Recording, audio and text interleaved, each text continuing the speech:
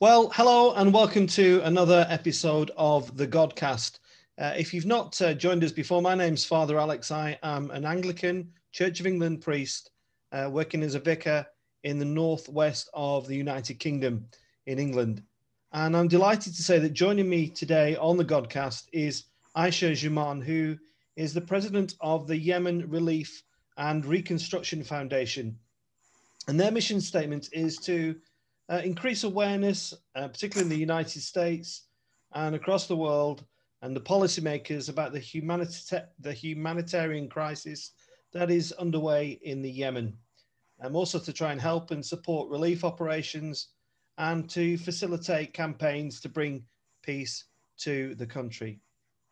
Aisha, it's a real privilege to welcome you to the Godcast. How are you today? I'm doing very well, thank you. And thank you for inviting me. Yemen is very important and we need to be talking about it. Thank you, Aisha. Where in the world do we find you today? Well, today I'm in Seattle, Washington. Okay, is it warm there? What's the weather like at the moment? Right now, it's gorgeous. It's breezy, a little breezy, but it's sunny, which is not quite common here. So it's just nice to have a cold breeze with sun. It's beautiful. Lovely. Sounds very nice. It's very early spring here in England, and it's still pretty cold. But okay, let's get down to this this situation of the Yemen, Aisha. And can I just start by asking you, what is your own personal connection to the Yemen? How have you become involved with this? So I was born and raised in Yemen. I came to the US to do my college degree and then graduate work. And after that, I went back to Yemen and I worked for 3 years before I got married and relocated again to the US. Everybody in my family is in Yemen. All my work is done in Yemen. I traveled quite extensively there before the war. I would go almost every two months. I have projects in health that I've been managing since 2010. So, and before that, I was also a professor at the University of Sana'a Medical School. So I'm very well connected to Yemen. Even after being in the US, I've always traveled to Yemen. I do volunteer work with the health community there because I'm an epidemiologist by training. And as I said, my parents are in Yemen, my siblings are, and my extended family is in Yemen. Aisha, tell us about Yemen in happier times. Give us a bit of an insight into the country before the troubles struck. Yeah, so Yemen before all the troubles and all the inserting religion actually in politics used to be a very open community.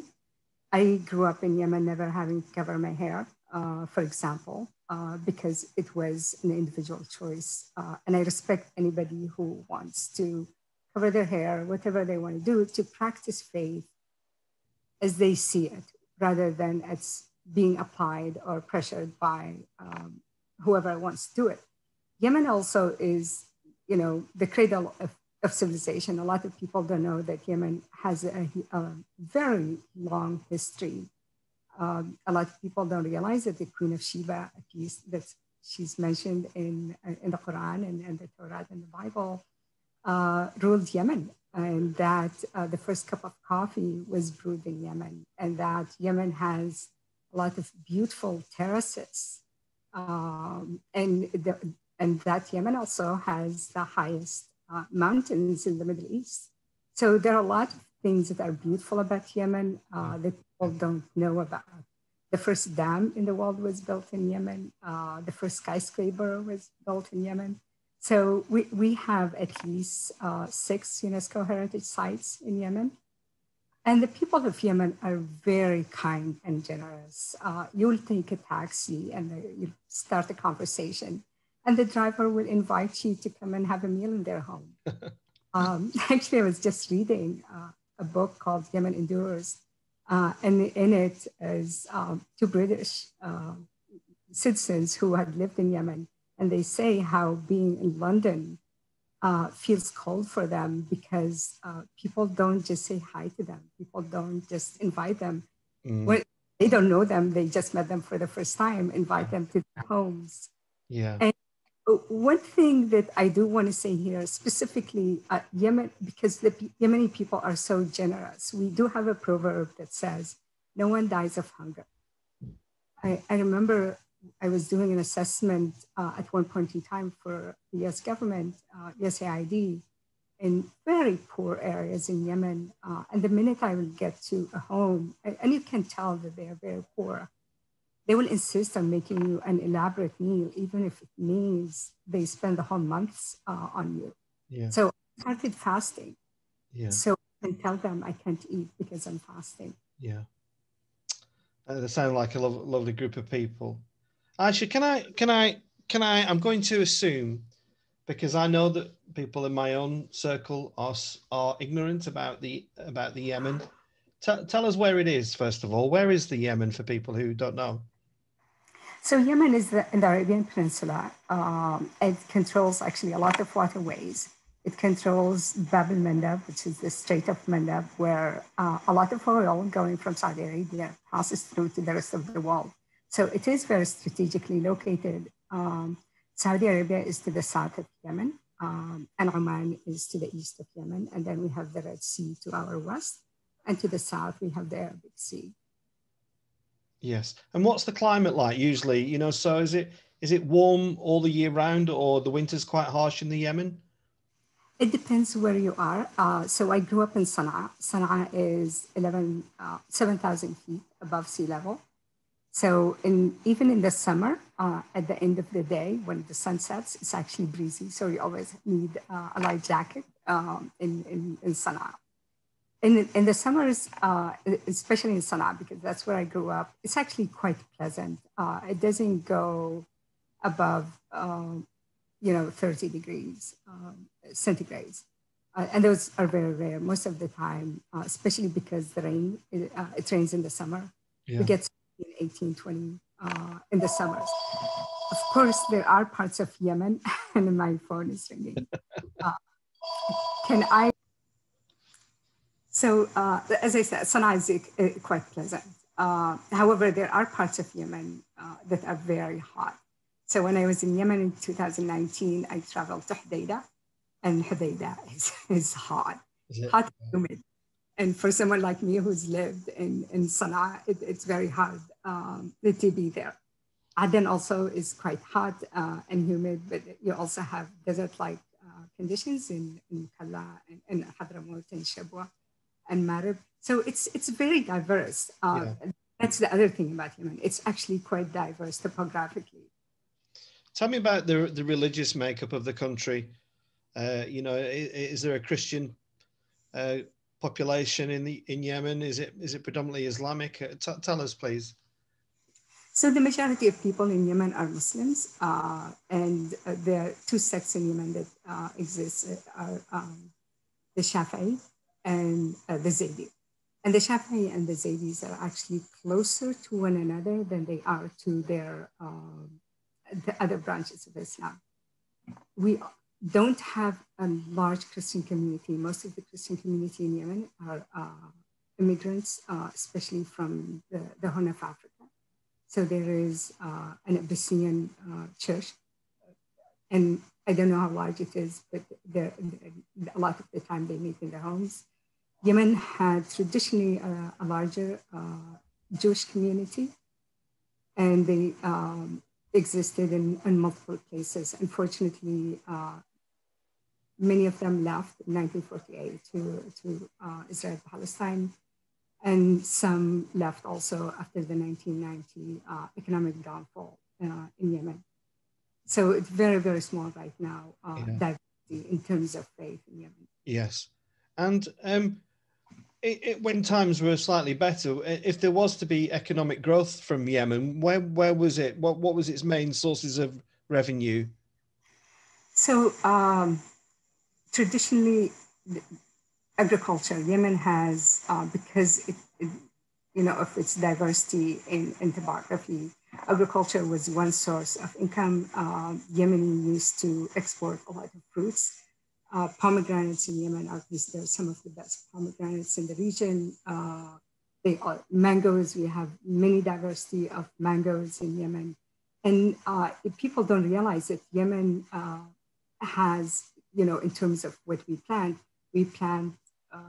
fruits and vegetables that grow in, you know, hot climates as well as in cold climates. So Yemeni almonds, for example, are again very famous in the region and are very expensive. The other one was oil, but that revenue the revenue from that is dwindling because I don't think they have enough of that anymore. Yemen also had coffee, and now there are a lot of young people in Yemen who are strengthening the coffee industry in Yemen. Yemen was the only country that had a monopoly on coffee exports, and they refused to export coffee except roasted because they didn't want anybody else to go it elsewhere. It was the Dutch actually who smuggled seedlings out of Yemen and took it to Java, and that's where the coffee got from, and then to the rest of the world, and that's why we hear the coffee Arabica, because of the original trees that came from Yemen. Fishery, Yemen has rich, as I said, water access to the Arabic Sea and also Red Sea. And this has not been overfished like in many other places. So we also have a lot of that. There are a lot of minerals in Yemen, but a lot of it has really not been accessed or developed. Yeah. Thank you, Aisha. So, can I ask, has Yemen historically been a poor country, Aisha, or has it been, has it been in the not too distant past wealthy as a nation? So no, historically, Yemen has not been known as a poor country. It was called by the Greek the Happy Arabia because it was one of the richest countries in the region. So that's not our history. At least when I grew up in Yemen, there was not a lot of poverty like we see today. The Yemeni rial to the dollar was 4.5 in exchange rate. Today, I can't even remember what it is, but in the south, it's over 900 Yemeni rials to a dollar. So you can see the inflation and the depreciation of the Yemeni rial.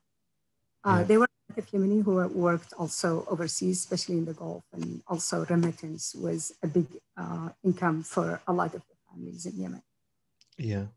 Aisha, I'm just going to read some of the statistics from your website because I want people to just inwardly digest this information, which is quite horrific. But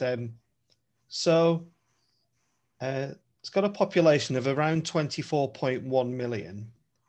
And 80% of the population are currently in need of humanitarian aid. 20.1 million people are food insecure. 14 million people are in acute need. 3 million people have been displaced from their homes. And 70% of children don't have access to clean water or sanitation. 2 million children don't have a school to go to, and 10.3 million children don't have enough food to eat. 10.3 million children do not have enough food to eat. So Aisha, this is it's very distressing reading those figures, and this country is in a mess. So just tell us what has caused this crisis, this humanitarian crisis. It's very emotional. The minute you started reading those numbers, these are people, many people I know, many people I have visited, many people I've interacted with. These are people who are proud people, who are generous people, who've been subjected to so much injustice. So if we look at why Yemen is where it is today, there are a lot of different factors, but I talk about the main factors. As an epidemiologist, we always look at factors that impact disease. There are multiple reasons why someone becomes sick, but we focus on the ones that have the most impact. And so that's how I'm going to answer this question. I'm going to mention the main ones that are impacting the humanitarian crisis in Yemen. One is the Saudi-led intervention in Yemen on behalf of the Yemeni government in Riyadh that was chased out of Yemen by the Houthis. And this intervention did two things. One, it started an air campaign, airstrikes against Yemen, against the Yemeni people, in my mind, that had destroyed a lot of things, including food sources. So a lot of the food sources in Yemen, whether it's chicken farm, whether it's cattle farms, whether it's agricultural farms, whether it's markets, whether infrastructure, whether it's roads, whether it's bridges, it destroyed a lot of that. And the second one is it imposed a blockade on Yemen. This blockade destroyed the economy. And so I always like to explain the blockade in terms of COVID-19 economics. So when countries had to close due to COVID-19, many people lost their jobs, many businesses closed, many people lost their homes and they were evicted. That's the economy that Yemen has been living because of the blockade for 6 years and counting. We know from, and everything that you read are from UN reports. I didn't come up with those numbers.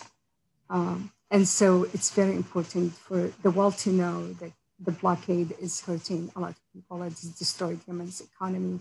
It's destroyed the abilities of people to make a living.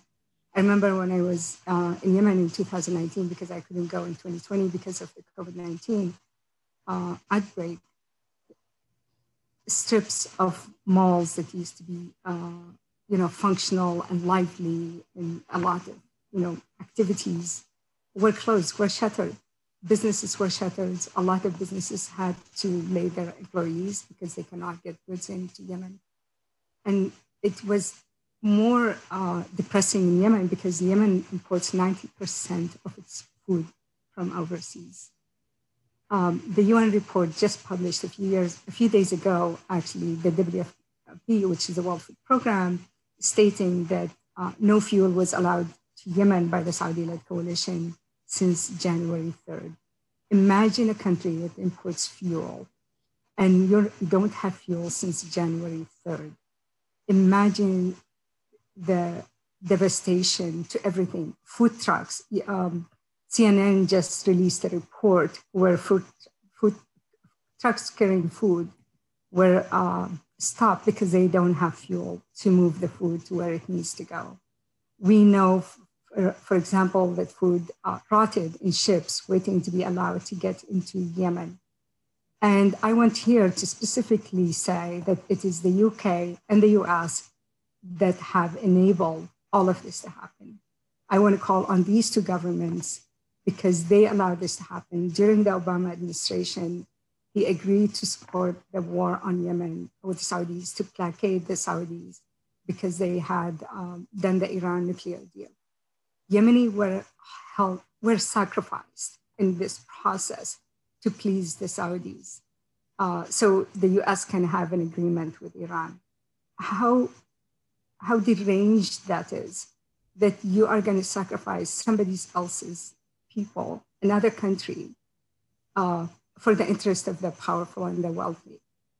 So I'm calling on the UK and the US administrations to ensure that they end this horrific injustice on the Yemeni people.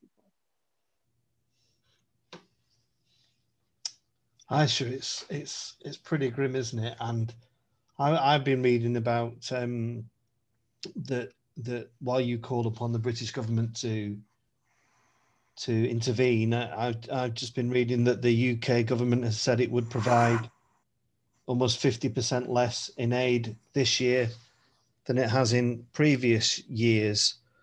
What is the big political issue here? Why, you mentioned Iran. Just digress a bit more, Aisha, and tell us a bit more about the political situation out there. Okay, so basically, the Houthi who control Sana'a, and they control about 80% of Yemen's population, are accused of having an alliance with Iran, which made the Saudi extremely nervous. That's one thing to be nervous about an alliance between two groups, especially, on your border. But at the same time, that doesn't give them the authority or the license to cause devastation to the country and to the population and to use the blockade. I call it a siege. I don't call it a blockade because it really reminds me of the Middle Ages wars in which siege were used to starve the population and force them to surrender. So that's where this is coming from. And that's at least what the Saudi have said from the very beginning. I do hope that all the warring parties will sit down and, but at the same time, the Yemeni people should not be held hostage to the peace negotiation between the warring parties. For the warring parties to sit down and talk to one another. But at the same time, there is no reason to hold the population hostage to say, we're not going to lift the blockade until the Houthi agree to a ceasefire or whatever it is. That is just not acceptable. We cannot use famine as a weapon in war. It's against international law governing wars. So whether the Saudi and the Houthi would need to sit down, the Yemeni, all of them need to sit down and talk to each other. And I would also want to insert here that Yemen, as old as Yemen is, we have a lot of traditions that allow us to use to form and come together and agree to negotiate. So there are a lot of norms in Yemen that have been used for thousands of years to negotiate and resolve conflict. So it's not like this is a new country and they don't have traditions that help them negotiate conflicts. They can do that. The problem is when international players come in and dictate what needs to be done, then those cultures are not respected. So I believe that if the Yemeni are left alone, whether it's from Saudi Arabia, whether it's from Iran, whether from the UK or the US, if they are allowed to use their traditions and come together, they will be able to negotiate a way out. Actually, Jamal bin Omar, who was the previous UN envoy to Yemen, just published a piece on Newsweek about 10 days ago, in which he said the Yemeni had actually reached an agreement a few days before the Saudi war started. He said he was in contact with the Saudi government. So that peace negotiation, that agreement for an inclusive government was going to be signed in Riyadh. And 2 days later, they started on Yemen. So it's not like the Yemenis cannot sit down and negotiate an agreement for an inclusive government. It's just the meddling of our neighbors, unfortunately, that makes it more difficult. Mm-hmm. And do we know how many, while all this has been raging, do we know what the death toll is, Aisha? Do we have a realistic estimation of the death toll? Well, the estimate I've read is about 223,000 people have died. I would consider that a huge underestimate. Yemen is a Muslim country, which means when people die, they immediately get buried. We don't have death registrations in Yemen, and we don't have active surveillance where we know who died and where. We know that 50% of the population doesn't have access to healthcare. So a lot of people who die in these areas don't get counted. Yeah. And I would also insist that the majority of death are due to famine, because famine weakens also your immune system. So you're more likely to contract diseases that kill you. And if you're healthy and you contract some diseases, you can fight it. But when you are experiencing famine, you're more likely to die. So famine has increased the risk not just of death from famine itself, but from infectious diseases. There's so many raging infectious diseases now in Yemen that weren't there before. So, for example, diphtheria. We had not had the diphtheria outbreak in Yemen since 1980. And now we have a diphtheria outbreak that's been raging since 2017. So there is a total destruction also of the health services that used to provide healthcare to people. We have the largest outbreak of cholera in the world. We have over 2 million suspected cholera cases. How can it be in the 21st century that a disease like cholera is allowed to spread in Yemen? We have an outbreak of dengue that increased from 60,000 cases from about 18,000 cases to 60,000 cases in a few years. So there is just, I can't, even with SARI, which is severe acute respiratory infections, there is a higher fatality rate from severe acute respiratory infections in Yemen than in many other places, because the immune system and the body of a lot of the people who are infected are weakened. COVID-19, we have the largest fatality rate in the world. It's at 28%. Aisha, I don't know what to say. Yeah. And you're not coming at this from a political point of view, are you?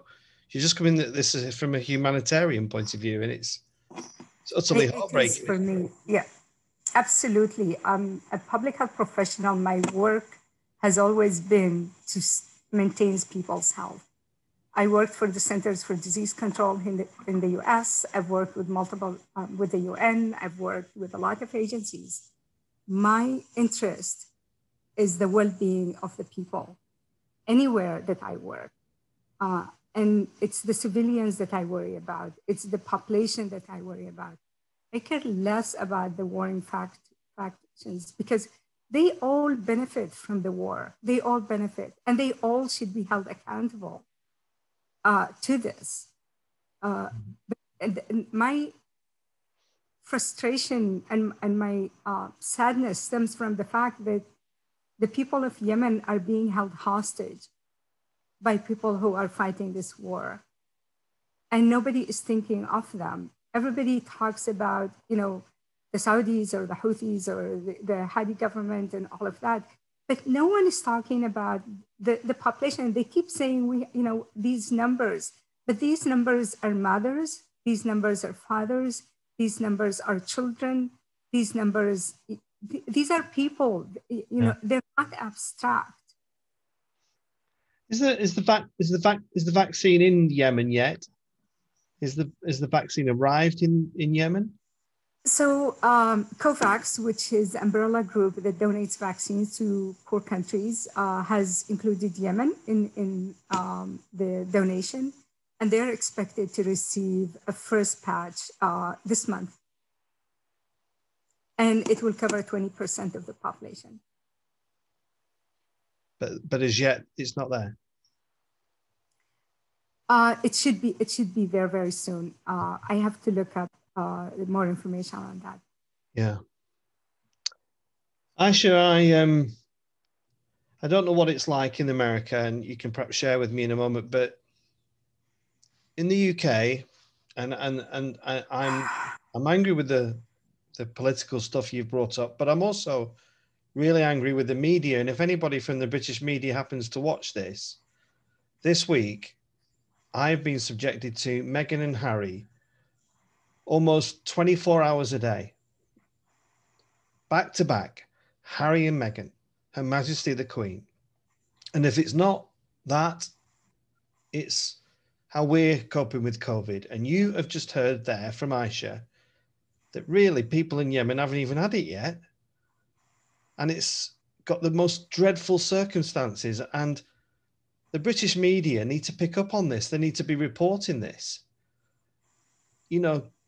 On every news shift, on every newspaper, and not in a little column, 8 pages in, but on the front page.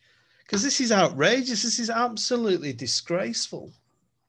Aisha, what's the situation like from the media in America? Are they interested, or is it being brushed away?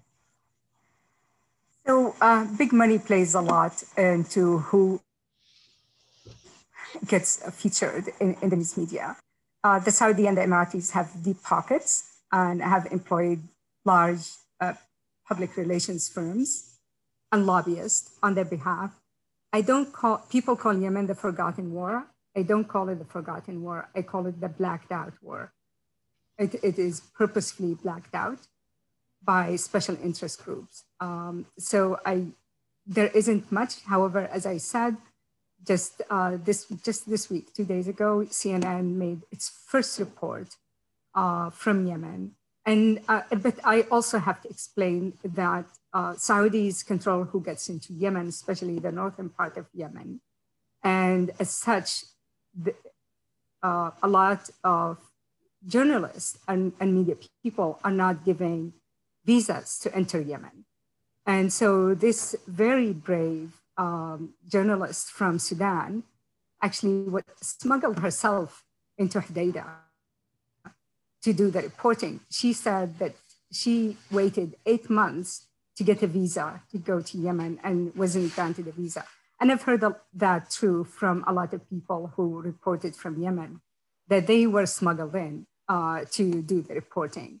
So I would like the media to push on, to publish about Yemen, even if they're not able to get to Yemen. There is a lot of UN reports on the situation, and to insist that they get granted to go to Yemen to report from the field and not count on what other people are telling them. I do want to give a shout out here to The Guardian that published a lot about Yemen than any other news media in the UK. And I call upon them to publish because their government is part of the reason Yemen is where it is today. So they need to hold their government accountable. It's not like the UK is the peacemaker or has nothing to do with this. And by that, you mean funding Saudi weapons? Is that what you're suggesting? Yeah, so they train the Saudis, they sell them weapons. I mean, President Biden has already said he's not going to sell the Saudis offensive weapons. The UK has not said that. And on the contrary, they are increasing their sales to Saudi Arabia.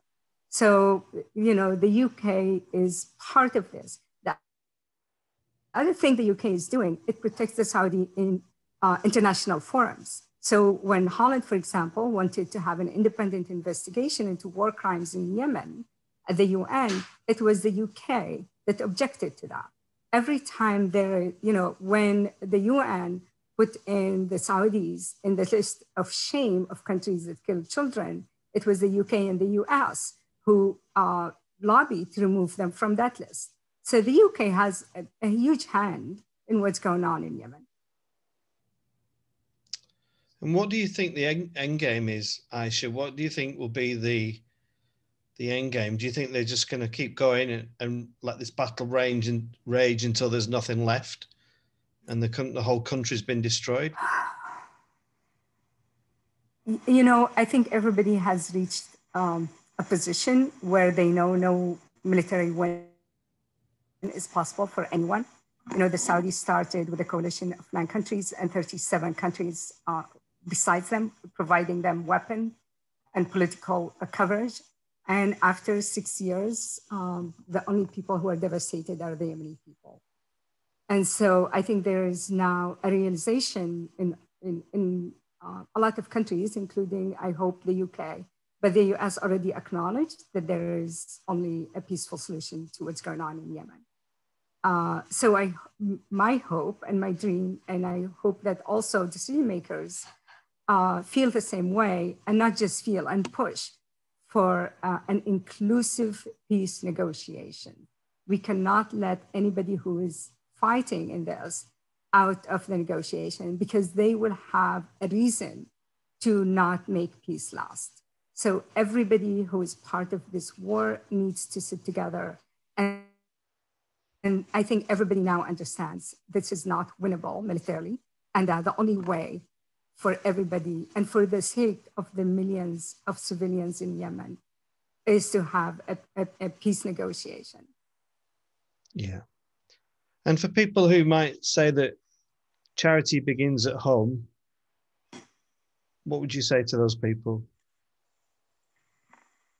So, there are, like when you read, there are 3.6 million Yemeni who are displaced.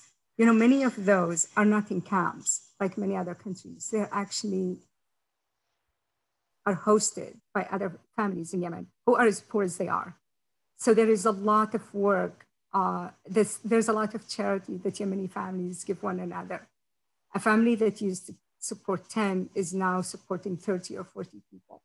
So there is a lot, but the economic devastation, this what I call the COVID-19 economy that Yemen is forced into for 6 years, has made it really, really very challenging for people to do more for each other. If the blockade is lifted and the economy starts improving, the people will help one another. The other thing is there is no aid in the world that can sustain a population of 13 million people. The Yemeni, if you talk to Yemeni people in Yemen, they say, we don't want aid. Lift the blockade, let us help one another. How many people can aid reach and for how long? As you just mentioned today, the UK had already slashed their aid funding to Yemen. Lift the blockade, let people, start their own businesses, let people have the ability to work and earn an income. This is just not acceptable that you impose a blockade on 13 million people, you cut aid to them, and then you expect them, what do you expect them to do? What else is there for them to do? Unfortunately, many people will send their kids to fight because that's the only way to earn income. And with the girls, there is going to be a lot more early marriages because families cannot feed their children. Mm. How tough is this for you, Aisha, seeing this happen to your country? This has been extremely hard for me. I would say that, especially in the beginning, I couldn't sleep for many nights, and because there was daily bombing. My family's neighborhood was bombed every day. I couldn't wait to call to see if they're still alive. There are many families in Yemen. I have relatives where the whole building of brothers and sisters and their kids and was bombed, and no one survived in that building except one boy who was visiting my nephew. He wasn't in the building that day. A whole family, that is brothers, sisters, their wives, their husbands, their children, they're all gone in one airstrike. And there are a lot of similar stories. That's why I established Human Relief, because initially I was sending my own money to support people. My husband and I made an agreement where my salary will go to support people in Yemen and his salary will support us here. But then the needs were just so tremendous. I couldn't on my own do it. And that's why I established Human Relief, so we can do more. And it actually had helped me because I didn't feel as helpless anymore. I felt I was doing something by doing relief in Yemen, but also the advocacy work that we do in the US. Mm. And Aisha, if there's a message for people here who are watching this, if we can help, how can we help? We are praying for Yemen, and we're praying for people whose lives are really on the edge. Those 14 million people who are in acute need, and the 3 million people who have been displaced from their homes. But is there anything practical we can offer in the UK, just residents in their homes? Yeah, I actually published an article. I published an article in 2015 asking for multiple things that people can do.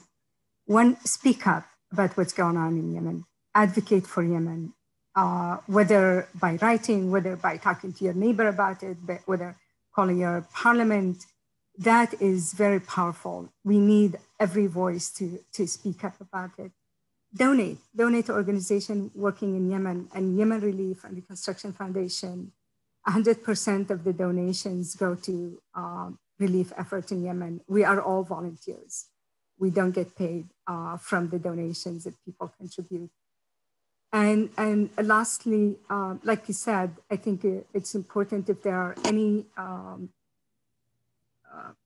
activities in your area or publications, write about Yemen, attend events about Yemen, learn more about what's going on, and do what is good for humanity. If your neighbor is experiencing this, would you accept it? What would you do to help your neighbor? What would you do to help your member of your church or member of your community? Yemeni are part of our humanity. They are part of our community. I always remember somebody saying that as humans, we all inherited the Spirit of God. So we are all sacred because of it.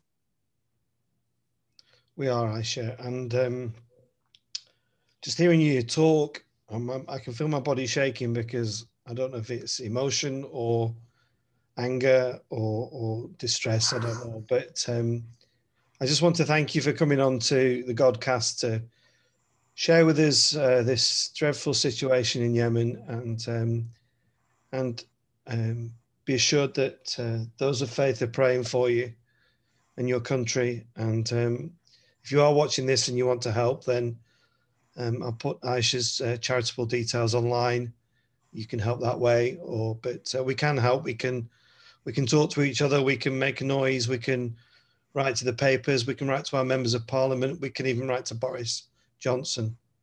But Aisha, thank you for your time. And we send our love to you, to America.